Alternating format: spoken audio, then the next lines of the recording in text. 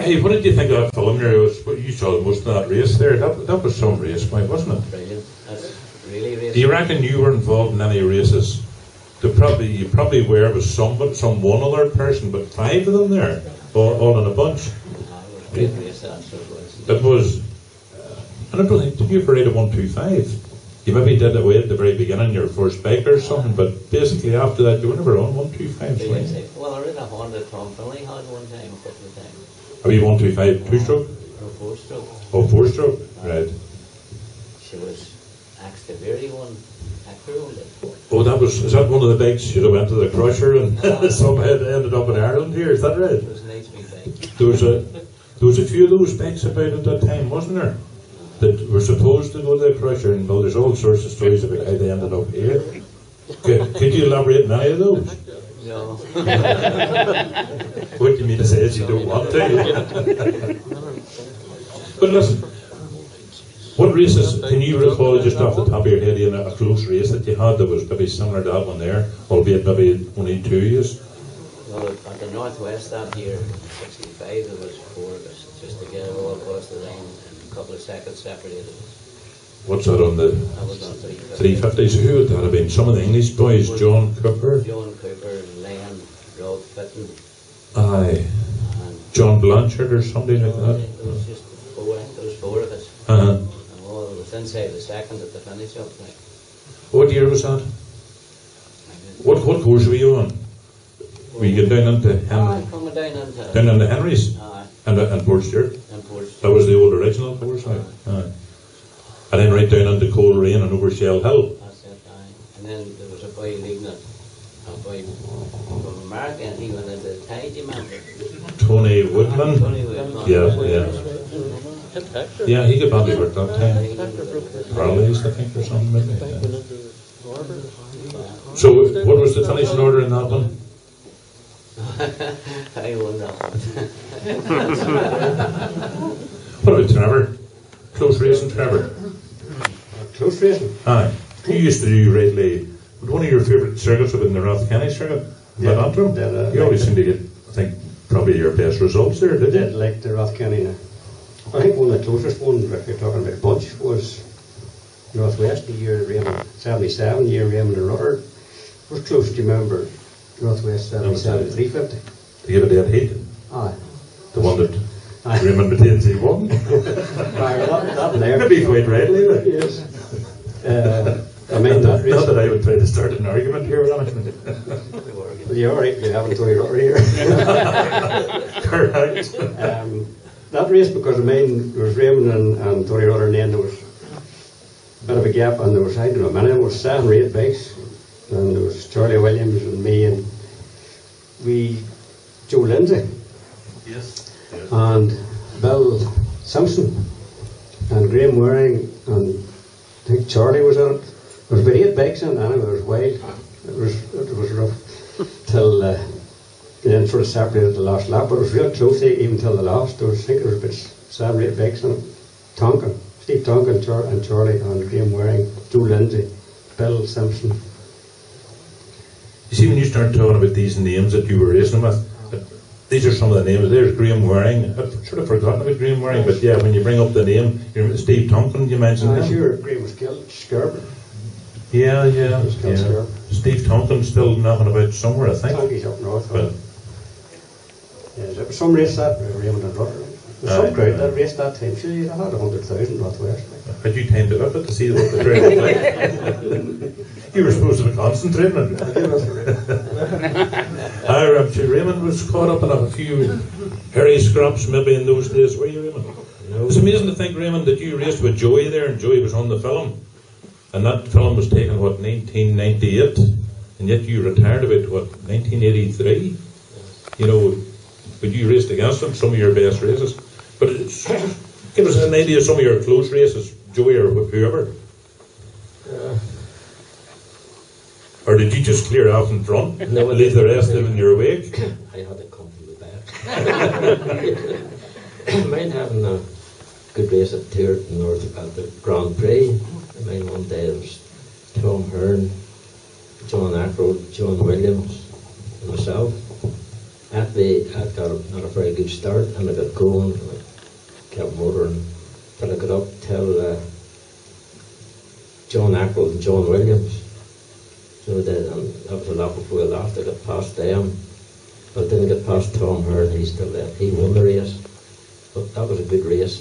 From the start, there was different ways I was dicing with to get there if I hadn't a very good start. You just mentioned John Williams. There was something about John Williams' wife I read in one of the magazines there in Italy. Can you remind me what that was about? What is it, Margaret you called her? Do you remember his wife's name?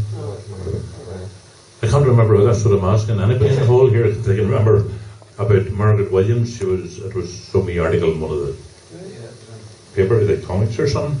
Anyway, I'm putting you off your stroke there, Raymond. Right, that was round the draw. Any other? We'll not mention the 750 at the Northwest. We'll bypass that episode. Well, a lot of races here and there, but my Nordet with Androm, we have bunches together. What track are you talking about?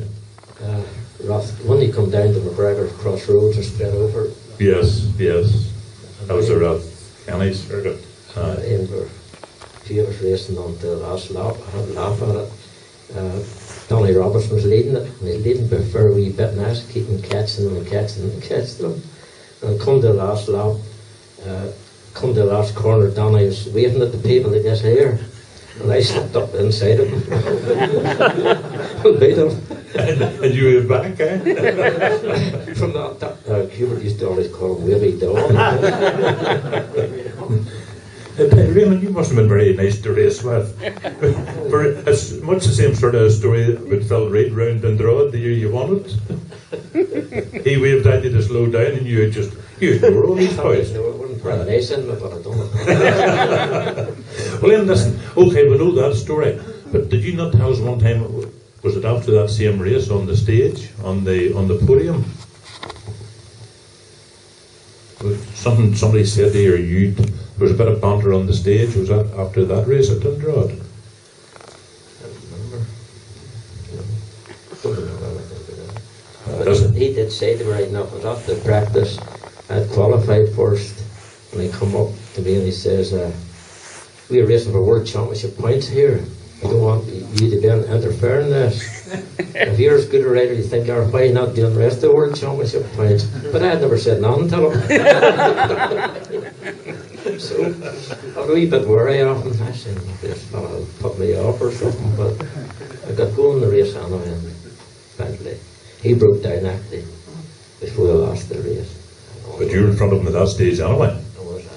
Did you say he was blaming you there? No, I just... What about Adrian the Ilhan here? Adrian, close races. Oh, there's microphones coming in all directions. That's the old hand. I remember going to races when I was in short trousers watching you, George. I know, but I was in the brown. What did I say? You were coming after these guys. You were champ. Oh no, you weren't. You were Irish champion. 76 and 77. And what year were you champion on the short circuits? Once, I think. 76. 76. And then did you go from the short circuits? I rode both, George. I rode. Started off a way back in late 60s on a 200 Suzuki. A Bantam first, same as Ian here, and then went to Suzuki, and then went to a 350 Yamaha, and then went with a 810 Honda, and then got the 750 Yamaha. An 810 Honda? It was a 750 board out. Joshua Murray on it. Right. Was that your own bike? It was Sam McClellan that sponsored me. It was his bike. It's Faithful Sam? Faithful Sam, yeah. Yeah. And you still have those two big Yamahas that... Of the Yamaha, yeah. But 750 in the... I've two 750 Yamahas. I have my own 750 and I have the one Sam McClements used to ride. I have 750 and a few other bikes as well. You remember any close races you had? Any close encounters with guys? I wouldn't say really close, but I remember one at Scary's one night, and I think Raymond, it was £150 a win or something that night, and Raymond, he was counting the money to the bank before he got the race night, but Raymond was leading it anyway, and it was a damp evening, and he used to run Scary's right hand in, Yeah, going down over Sam's tunnel and Down through the down tunnels. towards the Skerries on that road. Yeah. And Raymond was leading it anyway, and I don't know, there was maybe 3 laps left to go, and maybe not even that, I can't really remember. But Raymond had a bit of shiny tire when he was braking, lost the front end, went down, he slid off, he wasn't hurt, left Joey in the second place, and I was in third, and the 3 of us were away in the rest of the field, and up around the back section, I was following Joey, and we turned right at that curve, and I could get up out of it a wee bit quicker than Joey could, and I thought, right, maybe if I can get past him in the last lap here, I might have a chance of winning this. And anyway, to cut a long story short, I must have hit the same bit of tire that Raymond hit, and I slid up the road on the backside. Joey went up round the corner and broke down, and Stephen Cole come from away in the middle of the field and won the race. So none of us were able to count the money going to the bank. Hence the old saying, don't count your chickens. Exactly. Brian Reid, I think you are the baby of the family here tonight, aren't you, Brian? Thank you. That's only to get you into good form. Right, Brian, the close races, because you could get through quite a lot of races, your Formula 2 World Championship races, the Regal Championship that you won in twice, 89 and 90, when everybody thought Brian Reid was a 2-stroke rider, and he proved everybody wrong. I have to admit, maybe myself to a certain extent. But, well listen, the Regal class, that was close racing. Yeah, no matter where you went. Short circuits and roads you had to do, so... And probably you're only doing the short circuits because you had to, because it was the rules of the Regal. Yeah, well, whenever I started racing, you did roads and short circuits. Everybody did both, but I suppose a lot of people didn't expect me to win at the short circuit, so from that point of view, it was maybe...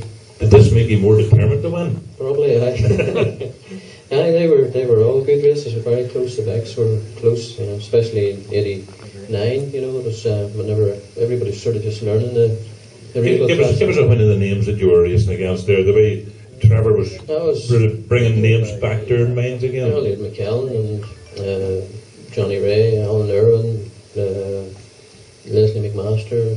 What do you call the guy? There was a guy from England, he's still racing in one of the support races. Dave Leach was there too. Dave Leach. No, I'm thinking of Spiky Edwards. Oh, Mike Edwards. Mike Edwards, did he not win a Northwest one year? He was on the podium. He was close, that was you had been racing against him. And then you had Ian Simpson and people like that who were winning European Championship races, and Kyrgyzstan and won there. When all those guys came over for that. But probably one of the closest races was against Courtney Junk at the Temple. I remember that well, boy. Unbelievable. Yes. Where I watched that race, I can't remember the names of the corners. After you come round Prentice's and round McBride's corner, you come into a fairly tight left-hander. There's a farm, it's a Prentice's farm. The right-hander beyond that. I watched you two guys coming down there by, and I thought there was no way the Perrys were going to get round. It's only a wee slight kink. It's not even a bend, really, is it? That's right. Probably do the speed you're doing it, was it? Is that sort of, that's the race, nearly that's the part of the track you're talking about? That was... Well, coming up there, every time I'd have been mostly in the lead there for some reason, and Courtney would have come out of my slipstream coming down to that, and then when he got level with me, pulled over to try to get me to shut off, and after 2 or 3 laps of that, I was waiting for him and saw him out of the corner of my eye, and as soon as I saw his bike coming, I went the other way. Felt his clutch. It's funny you should remember that, and it's funny I was watching. I'll tell you folks, watching that race, and I saw these two guys, Brian and Courtney Junk, coming down neck and neck. And I can remember to this day, I shouted, easy. I was in the field watching the race, wasn't doing a commentary on it. That's why I swore there was no way these two guys were going to get around that corner together.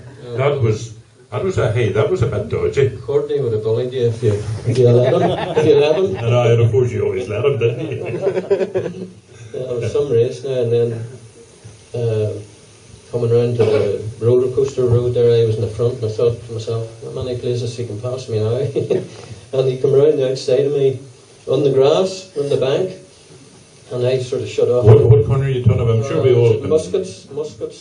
Oh, that's before you come to the lessons road end. Well, just that's the after really that, tight There was bit. like a right-hander just after that. And big mature trees all around you. Bank, Aye. and he was in the bank, and he never shut it off. And I actually shut off because I thought he was going to crash, you see, and he actually pulled ground on it, going around the hedge. So, and then we came to the roller coaster road, and he was in the front. And we came to that last big jump, and Ian had always said to me, never ever try to do it flat out, because he had done it, or tried it on a Norton, and she had nearly come back on him. But I came to the top of that, and he sort of veered over to the left-hand side of the road, and I just held it flat and passed him in mid-air. I used to marshal up the top of that hill, but there was something about that particular hill, that summit, what praises the main gate, the back gate. I'm sure we all know where we're at the top of the big hill. Was that dead straight, but when you were racing there, Brian, over the top of that hill, did you not have to sort of veer slightly, and you had to know which way to veer? There was that bumpy sort of coming to it, that you had to sort of make sure you were going straight when you hit the top of it. And maybe 9 times out of 10 you weren't actually going straight because of the bumps. Aye, well, you know, just sort of dancing about, and you had to sort of get it steadied up before you hit the top of it. And he sort of veered a wee bit to the left-hand side, and I just went down the other side. But listen, a few of the boys went on about the temple. Temple, was that not a course you either loved it or you loathed it? Aye, well, it seemed to be that I loved it. And many ones had you on it. 15 or 16, something like that. And Raymond has, many ones did you, Raymond, the temple? Good 19. I was going to say 70, yeah, it could It was be. 19, yeah. Not remember. I see, you guys, you loved the temple. I loved it, aye. Bumps and all. Bumps and all. But then, I don't know, we're talking about the lap record around the temple somewhere tonight. That was the first time the 100 mile an hour was done that day. Do you hold the lap record for it? No, I think... Or what is it? Around about 103 or something? 103 and 250. Round up, but I think the bigger bikes went quicker after that, you know. But you've been around about 110 at least now, you know, that the main road between the start no jumps there now. No. Well, there probably would be. You'd be going over them that much quicker. Yeah, but all the bumps are ironed out, really. Good smooth service. That was one of my best races ever. Tightest standing. And then that roller coaster stretch, that's a part of the road you'll want to forget about, really. That was when you had your bad one down there. Aye, well, that's right. Just at the end of that. That's down the bottom. That finished me. Has anybody any questions here? Don't let me hold the limelight here, guys. I'm sure you get all you folks there. Look at the age of all them boys sitting down there, for goodness sake. I'm sure they could remember back some of the heyday of these guys racing better than I could. There's old Bertie Bradford down there. It's wonderful what you see when you haven't a gun in somebody's society. A question from some of you boys there. Don't make it too sensible, for goodness sake. No. Yes, I remember because when you wouldn't cope with the temple. You must have a long memory, but I always said when that bike is make the whole together for the whole race, the gave on someone through the heart. you saw talent from a very early stage there, Bertie. Huh? Had you money on it, Bertie? But whose was the cub? Raymond, the Bertie's son. Was this? I started racing on a cub. Was this your own one? Was, yeah. And what's Bertie sort of hinting at? It wasn't too reliable, was it? It wasn't too reliable. That was Every every 3 laps, never every race. we don't test it even. We used to take it up to the bog and test it, and I did his Norton his 600. And it would have passed the 600 Norton no Dominator. And then we discovered you darned took it up the bog, but you didn't get a race. One lap. Reliable didn't really come into the equation here, obviously. No. If I did get it going, it was... as long as you fucking broke down, that's all you cared about. Then, what did you go on to after that? You rode, what do you call the scrutineer guy? Tommy Graham. That was a 350 Tommy Graham. That was a good motorbike, but I don't think I ever owned one race, not motorbike only. Well, Tommy's a guy that we should have known how to get reliability out of any bike. A really good bike with no better bikes any better. Mm-hmm. Definitely a good motorbike, but he got like Ian McGregor and Billy McCush and Ian Ireland and them boys, and I wouldn't even let you win a race. But and Tommy was a complete gentleman, and I rode that bike for 30 years. At least One race at Lurgan Park, was only a race of mine. The last lap, Ian Ireland was leading it, but pushed up inside him and beat him. I'm sure that pleased Lane. No, it wasn't. He'd probably still get at you about it. Len was never pleased to be beat, but the motorbike was good enough. There's no bikes on like that or not like the Thomas. At least Tommy kept his bikes clean. Ian McGregor, there were some of the bikes you rode that weren't that clean. Engine was clean enough, but inside it. Joe Rand's bikes. So you could tell us something about Joe Rand's. What, the 350 mainly you rode for Joe, wasn't it? I rode that Tommy's bike too, Tommy Green's bike all the time. I was racing with Dick on my 350 I rode, and that jump they're talking about at the temple, we come down there, I fell off at the hairpin first, and then I got up and overtook Dick again. I come down. And Dick Green, that's Dick used to own the Temple service station. Dick Creek. Oh, sorry, Dick Green, right. I over that jump full stick on the last lap and never got stopped for the S's and got straight through the head. But he left a rider again and I took it, got right on her car door and won on it, but it was a good bike too. Which one were you talking about Tommy's there? bike. For Tommy Graham's? Aye. But what about Joe's? Oh, How would the two bikes compare now for performance? No, and Joe was always the best bikes, but that was a good bike of Tommy's too. See, we Ralph rode that bike too before Tommy got it. And he rode Joe's bikes too. Yes, I remember Ralph riding, yeah. He rode Tommy's Norton too. So the good one, there's one with a big double brake on her, you know. Just touch the brakes, just got in her end. But I'd never worry about the gutters on the Joe Rand Nortons, no? The oil. Tell you, if I had been riding that bike, I'd have been afraid of the oil seeping out of the sponges that was soaking all the oil up at the bottom of the engine and getting onto the back wheel or something. See, when you were young and foolish, you never thought of things like that, Ian, I suppose. Raymond Spence used to say, you give her a bit of a slide just to clean the back wheel. Raymond was I think you would have had some good days with Raymond, probably, wouldn't you? Raymond Spence? Raymond Spence, I had a couple of races with Raymond, but he was sort of retiring when I was starting. I wouldn't have fancied racing against Raymond. I don't think he would have given 2 inches away if one would have done.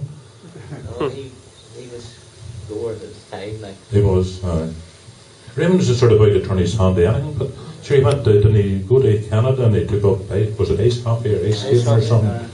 Raymond could do anything. He was good then. I don't know, we might get him, he might be here tomorrow morning, we'll see. But anyway, back to the Dermara boys here. We haven't heard from Trevor Steele for a while. Trevor, I don't know, you went to the Convent for a while, didn't you? You cleared off from here and rode the Italian Grand Prix. You come back and you done the Northwest and you missed, was the French Grand Prix or something one year? I went to Didn't you do 3 or 4 Grand Prix? But yeah, no, that was good, I enjoyed it. But qualifying was the thing, sure you'd maybe had.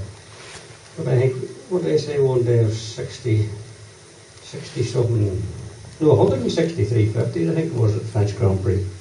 Qualified for 36 places, you wouldn't get that now, like, you know, it's all seated and all now. I think there's 163 50s or something one time. Oh, boys. what side of a paddock had it? Some side of the place. They had, 3 or 4 sessions running for 350s and 250s. Well, how did you get on? All them guys would have been racing them circuits. The only one. Well, Remember Tom Hearn then was Victor or Walter Villanall was racing that time. We and Graham were Joe used to go in into his bike when 350 was coming late or something, I think. So I went, Ian Richards and me and Ian Richards and Graham Waring and me went. But I think Ian Richards qualified for the French. The only one I qualified for was the German at Hockenheim. Finished 13th or something like that. But it was good too, like, it was a good experience, time Tom Hearn was riding 350s. what was that, the long Hockenheim? That was big long Hockenheim, the big bank. Big bank. And then you come into the arena section, as I would call it. It was good. It was good to see it. Like. Why did you not do more? You only done 1 season, I think, didn't you? Only done the one. I done maybe 3 or 4 and then come back. And then others they were sort of What was Andrews at back? They wanted the bike, they'd rather have the bikes at home, like. Yeah. You have the home publicity. Now, mind Tom says you're making a big mistake, you should stay, like. You should go back, you want to go back the next year, but... Yeah, but it depended on where the money was coming from, where you race. Well, I mean, Ackroyd saying, a couple of years ago, Ackroyd said, like, he says the mistake these Irishmen all made, he says a load of boys used to go around, and English boys used to go and try a few Grand Prix like Charlie Williams used to do. He says the trouble was, with him being from South Africa, he says I couldn't just get a ferry and go home, had to stay and make the best of it, and he did, like, and he went through a hard time, like, and had to try and make it work. Yeah, there's a lot of those South Africans and Australians used to come here without a penny in their pocket. And, anybody here remember a guy called Tom Gill, an Australian? I remember. You remember him? And the boy Flack, there was two of them. Flack. Yes. I remember this boy Tom Gill walking through the paddock in Dundroad, and he'd come off, and I don't know where, I don't think he'd actually broken the leg, but he had hurt the leg anyway. And they'd got a bush, and that was what he was using for a crutch. And there was a bit of a bush, and there's Tom Gill walking through the paddock, and I think he raced that weekend. But I don't know, you got any stories about him? There were some hairy characters coming over racing in them days, Raymond. They stayed 1 year and they lived behind a bakery and got everything they ate and stuff that was through out of the bakery. Right. And they stayed there all winter. And then They would even eat a Tesco burger, would they? they were retired, I definitely enjoyed the race. Yeah, but they were sort of carefree. Maybe you boys were the same in those days. You were racing at home. They came without a hidden in their pocket. They did, and stayed 2 years, like, and that's where they lived. John Dodds, was there a fellow called John Dodds? Johnny Dodds? Give him the microphone there, we're getting another. First year, Ackroyd told me when he went to Nürburgring, nobody knew who he was, and he landed in the 350 Yamaha road bike, 350 RD, and he said he just rid round for a fortnight round the Nürburgring. That's an ordinary road bike. Ordinary road bike, yeah. And learned the circuit like it was, 13 mile round, you see. And boys thought he used to come and laugh at him and all, this South African boy with this road bike, but he had the TZ, sitting in the van. Yeah. By the time it come to practice there, and he was rightly up. He finished 5th in the race, his first race there. On the He bike said he circuit. had to get money. He said he had to make go of it. Like. Otherwise he wasn't going to have enough That's right. prize money to buy diesel to get to the next Maybe meeting. he's a hard character. Like. Yeah, but do you think those boys were harder? Sorry, there they fell there. Well, those boys, you say they were hard characters. That's probably a good way, an odd way to describe them. Do you think those are harder characters in those days than what we have now? Doing British Championships, MotoGP, or the Moto2. Probably over. I mean, the time that Continental Service, you're talking about Johnny Dodds and all them boys. But some of them, had it rough enough.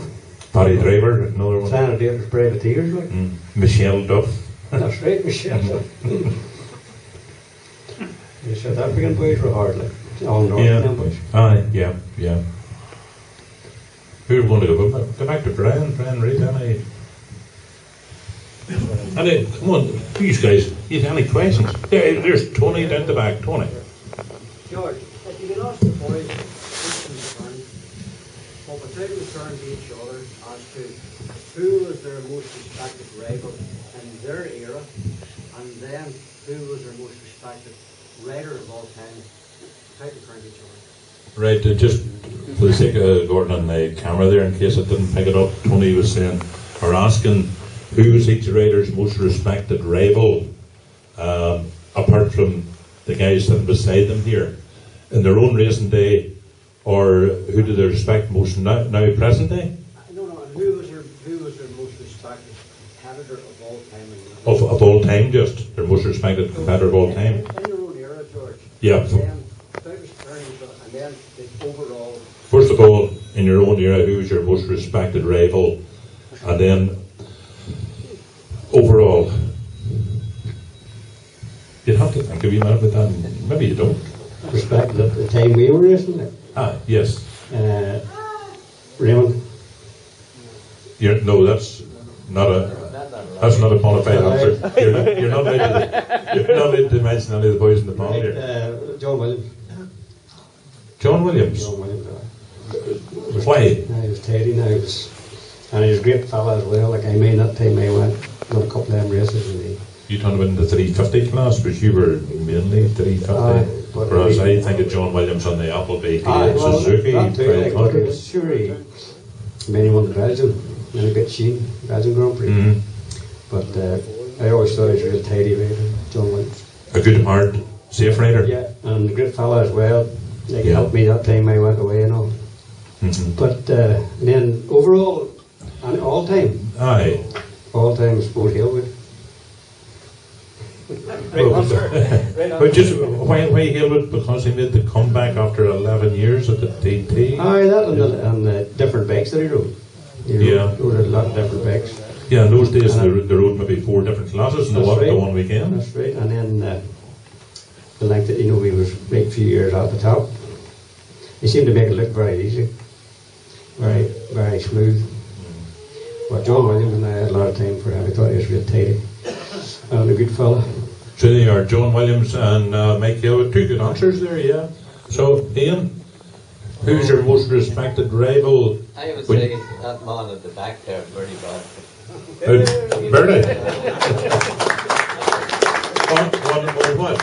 On an Orton or any race longer than anybody. Did you see, there's one of Bertie's racing bikes down in the New Hall, did you see it? No. The B125? No. In fact, was that my 125? No. He's trying to claim it, Bertie. No, I reckon Bertie got raced and got better by how they raced than anybody sitting here. Mm-hmm. Yeah. And just to go off the panel, Bertie, how many years did you race? You raced that long, you can't remember. 52. 52 years?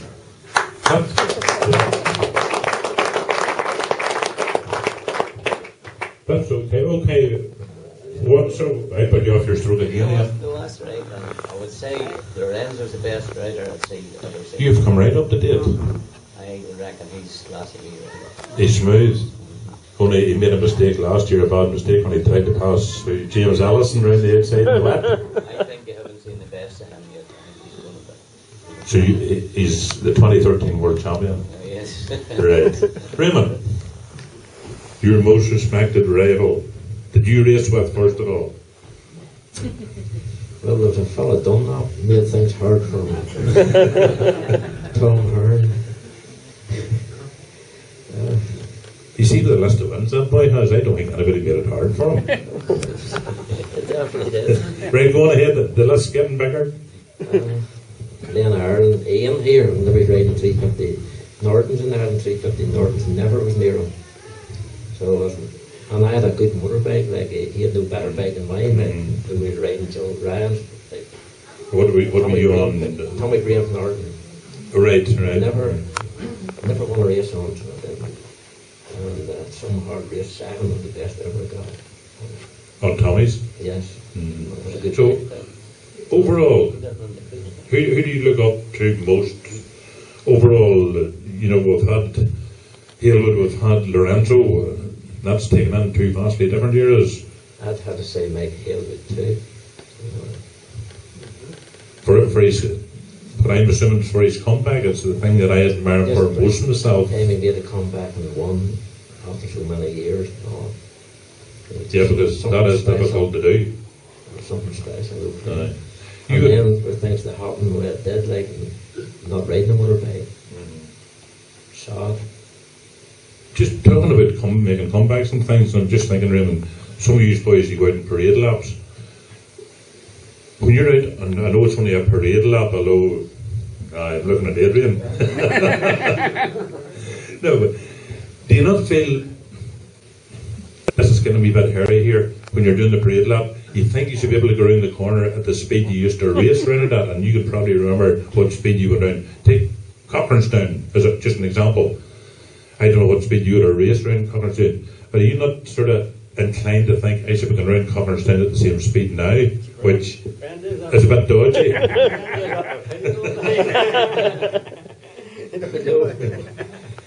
Because you had Hillwood, all for 11 years. 11 years is a lifetime.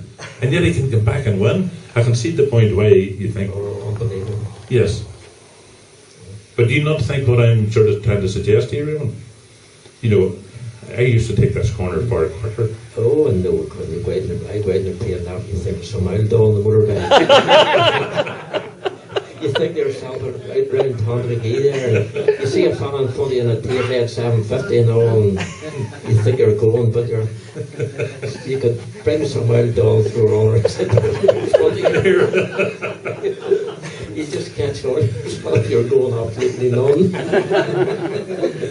Yeah, but listen, give that microphone to the old doll sitting beside you there. I can assure you that the old fella's not going so slow around Tondriggy, but I've been in front of him the last couple of years, but he always seems, before Bell's Crossroads, he always seems to come past me with a back wheel dancing and heels it in. And 2 years ago he come past me with a back wheel dancing, and I said, hell that, every time and he finished in front of you, I said, next year. So this year, or last year past there, he can pass me the same place, stays behind you as he always did even when he's racing. You know, the last corner, sat behind you, then past you, you thought you had won.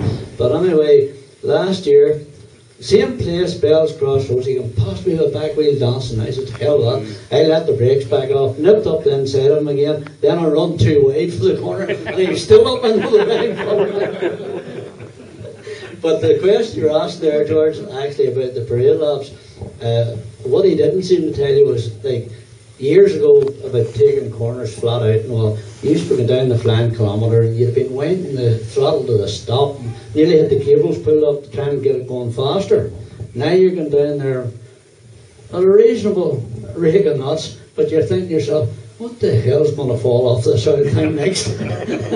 So that's the difference nowadays. Okay, but we're going to be a bit off the subject because Tony's original question was your most respected rival that's not sitting here. Okay, I would say probably the same as Raymond there. If it was sitting here, it'd be Raymond, of course, but probably Joey. Definitely Joey. Right. And I would say in that era, as Raymond, would have been Halewood. And one of the reasons to say that, I'd be fairly friendly with wee Ralph. And Ralph was telling me one time they were racing at Spa on the 256s, and Ralph was leading it, and he said Halewood come past him in a left hand or somewhere, and he says, completely out of control. He says, feet off the pegs and everything, and the thing sideways. And Ralph thought, ha, he says, he'll not do that again. He says, it'll give me a chance to win it. So the next time round, the next lap round, exactly the same thing, feet off the pegs, out of the seat, the whole lot. And that went on every lap to the end of the race. So after the end of the race, they came in anyway, and Ralph said to Mike, he says, you know, after you made that mistake the first time, he says, I thought you'd have slackened off a bit. And he says, I got away with it the first time, and the second time, he says, so it just carried on and won the race. Right, not necessarily up to date. What was the way you phrased the question, Tony? Overall, most respected rider that you've seen raced with or watched, not necessarily in your own era. Up to date now, I would say probably, as Ian said, probably Lorenzo. And I think one lad also to watch next year will be young Marquez. He's on the World Honda alongside Pedrosa. Yeah, it'll maybe take him a while to get used to it, but I think he'll go on to watch in the future. He's a wee bit wild, but isn't he? Well, he won most of the races in the previous class he rode in, like, and he didn't go down that often, you know. No, he seems to stick it up the inside of other guys that when they're not expecting it. Maybe that's what you have to do to win MotoGP races now. That's right, but sure, you have a world champion sitting beside me here, and a lot of boys over Hannah's jump, so to say, there's never coming around again. Right, Ian. Well, let's waiting this up shortly. It's 9:30. Ian, most respected rival that's not sitting beside you? Brian, you mean? Sorry, Brian. He's away with it. It's an age thing, isn't it? Yeah, that were raced against a lot of great guys, but the one that sort of caught my eye was Hislop. On the what? Well, on the When you raced him against on the 250s? and I've seen him in a number of places, even on the big bikes, and he was so smooth at the TT. You know, for example, he was unbelievable. You know, so smooth, and he just used all the road, and it just was You sweeten it once or away. twice a wee bit more. No, well, maybe. But He came up with the quarries. he did. He tried to do that Big flat one. out, but didn't work. But no, he was class act.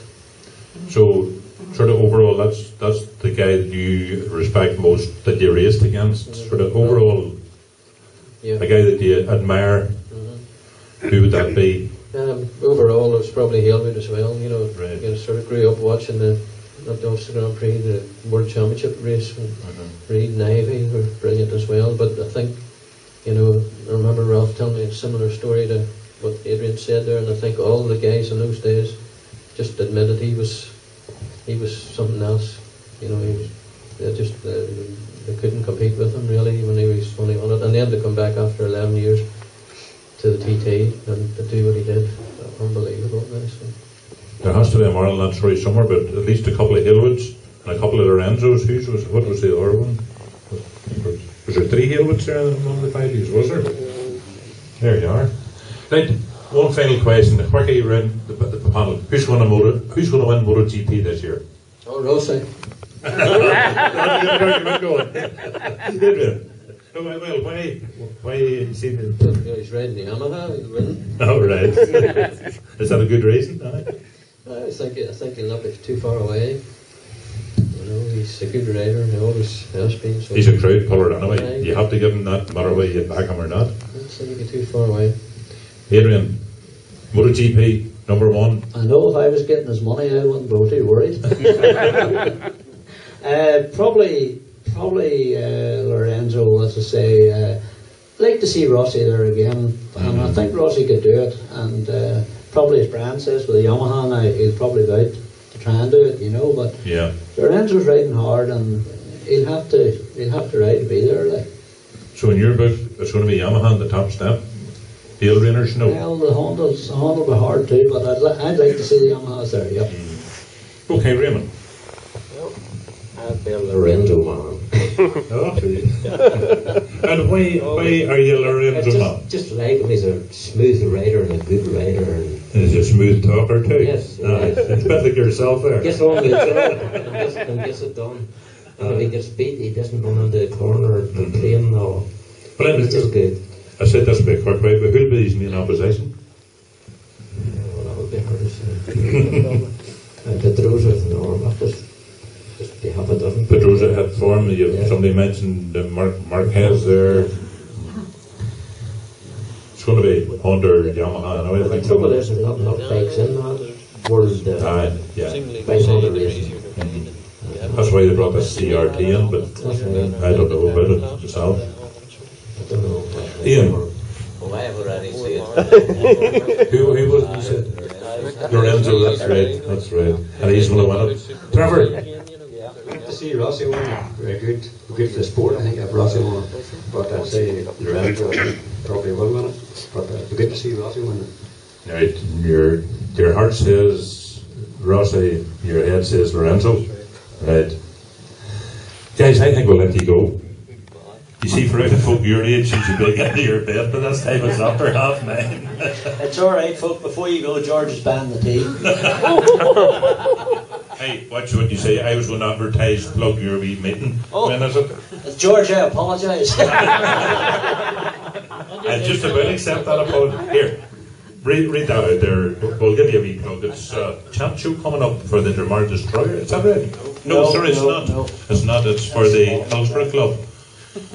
You got a pair of binoculars there. It's for the Hillsborough Club, but it's Hillsborough and the Carried Up Baptist Church, and they're running a film show on the 22nd of February, Friday night.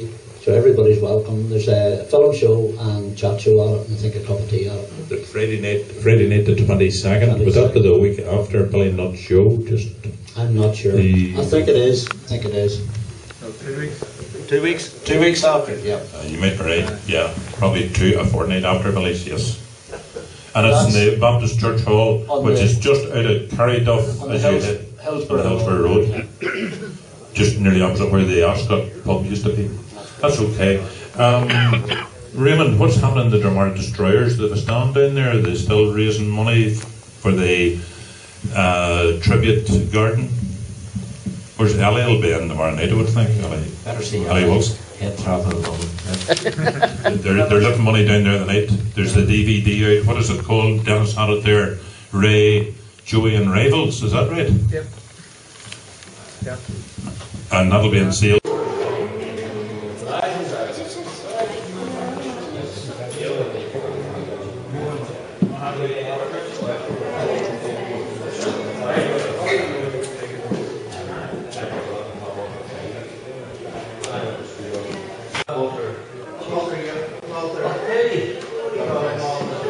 I'll tell you who's down the stage. Teacher. He's a lovely man. I know you can tell the big earner. No, not really. Alright. He's in full registration at the playground. Is that for sale? He said to himself. Both teams were top line new, although it was virtually certain before the race that Coetzee would go straight through. Fergus Anderson, Coetzee manager, was obviously happy about their chances, and Joe Craig makes short for himself of last-minute preparations to the John Surtees Norton. Beautifully prepared, these Nortons are the well-timed machines which have carried all before them for so long. An interesting private entry Norton is the Joe Pod semi-streamline to be ridden by Bob McIntyre. ANC.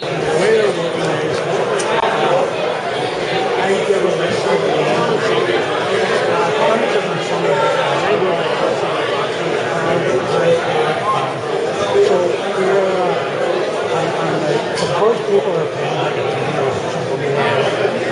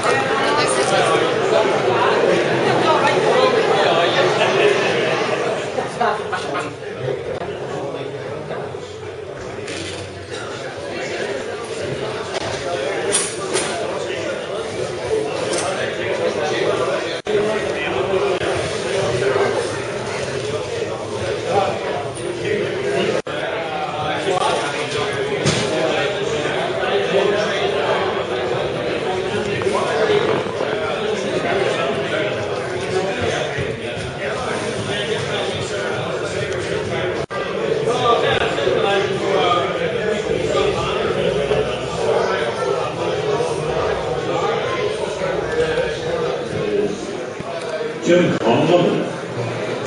That's where it's not, right? There's a telephone number, it's 02844, which would signify that he is either cross guard, down Padwick direction. But the winner of the shirt was Jim Unlund.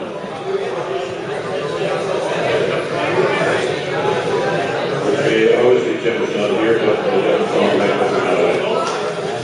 Thank you from the Valley Grand Club to everyone who thought out all of it and who did it. The best of the Valley Grand Club and James, the Jimmy Unlund through the rest of the year. I think that they've been more